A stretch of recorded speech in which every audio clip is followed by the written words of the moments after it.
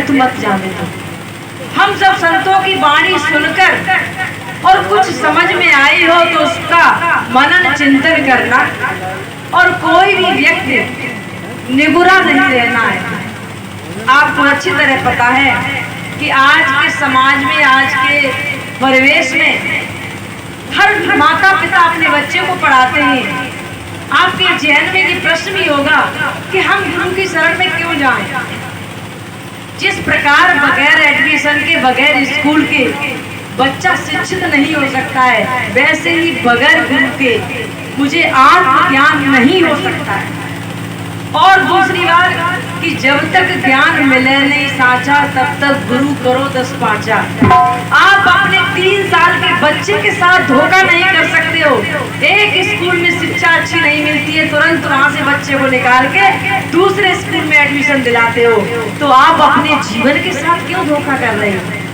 आत्मज्ञान नहीं हुआ है, शांति नहीं मिली है, सत्य बोध नहीं हुआ है, तो सत्य संतों की तलाश में अपना जीवन लगाइए।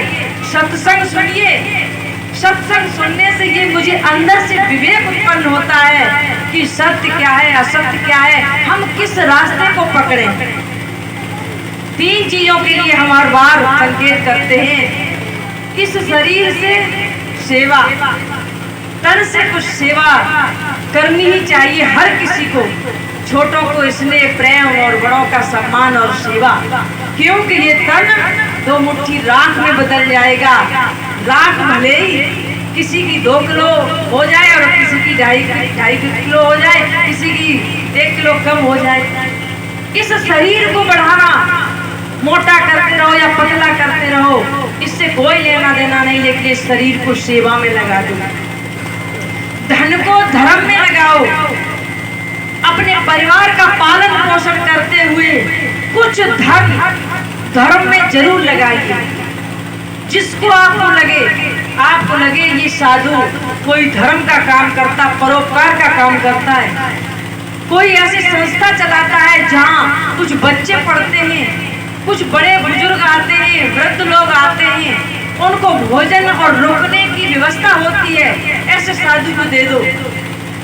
या अपने ही गांव में ऐसा कोई कार्य करवा दो, अपने धन को कुछ धर्म में लगा दो, पूरा ही पूरा खा के मत बचाओ।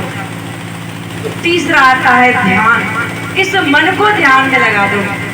आज समय नहीं था, हमारे साहब जी जब भी कहीं प्रवचन बोलते 5-10 मिनट का जरूर ध्यान करवाते, तो वो आपको गुरुजन बता देंगे कि किस तरह कहाँ इस मन को लगाना है। तो तन को सेवा में और धन को धर्म में और मन को ध्यान में, चाहे साधु हो चाहे ग्रस्त हो, ये 3 चीजें तो हर व्यक्ति के लिए जरूरी ही।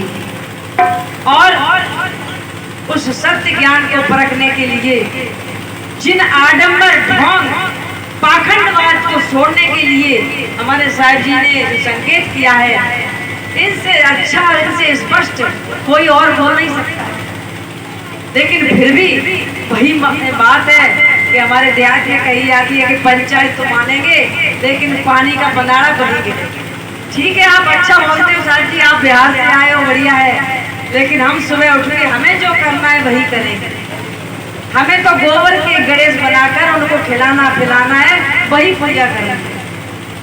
और हमारा कहना है कि चेतन की, जिंदा व्यक्ति की पूजा करो। जिंदा का अपमान कर रहे हो, उसे दुत्कार रहे हो, और मूर्तियों के सामने 56 भोग लगा रहे हो तमाम प्रकार के, और कुंडलों को हिसाब से सोमवार के दिन दूध नाली में बहा देते हो।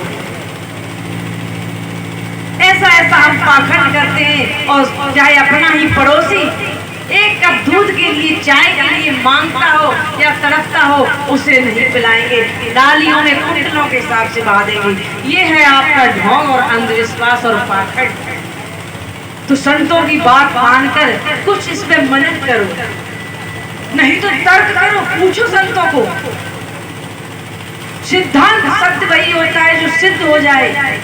जैसे जड़ और चेतन 2 चीजें सिद्ध होती हैं, तीसरी चीज विश्व में कोई सिद्ध कर दे तो मेरे सामने आ जाए।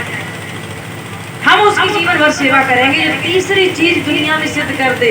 एक जड़ है और एक चेतन है, लेकिन इस संसार के लोगों ने तीसरा ईश्वर, अल्लाह, खुदा, ब्रह्म, परमात्मा कोई आसमान में स्थापित कर दिया है अपनी मनगढ़ंत कहानी बनाकर, जबकि उसका कहीं कोई नामो निशान नहीं है। आत्मा है, एक चेतन तत्व और एक जड़ तत्व है, 5। अब आपको क्या मानना है, क्या पूछना है, निर्भर करता है आप पर।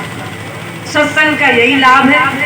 तो मैं अपनी वाणी को इन्हीं शब्दों के साथ विराम देते हैं। आप सभी लोगों को, दरोगा जी सियाराम जी को और उनके पूरे परिवार को, उनके दो छोटे